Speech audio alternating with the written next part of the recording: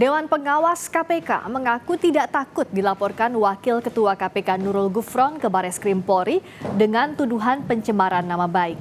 Ketua Dewas KPK Tumpak Hatorangan Panggabean menegaskan tidak takut dan siap menghadapinya. Tumpak Hatorangan Panggabean mengaku belum tahu isi laporan dan belum dipanggil polisi. Ia bertanya-tanya apakah Dewas KPK telah melakukan tindak kriminal sampai harus dilaporkan ke polisi.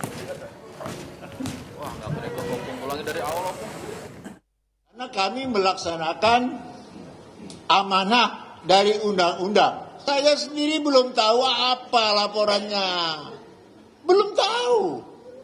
Dan saya belum pernah dipanggil. Kalau dipanggil saya jawab dong. Kami jawab semua, kami hadapi. Hadapi kami. Apakah takut? Tidak takut. Ya toh? Memang terus terang saya katakan, saya sudah lama di KPK. Inilah yang paling tidak mengenakan. Ya. Inilah kejadian-kejadian yang sekarang ini, periode sekarang ini tidak sangat mengenakan. Saya orang KPK yang pertama. Saya jujur aja mengatakan itu. Tidak mengenakan. Sekian tahun kita sudah bekerja di KPK ini.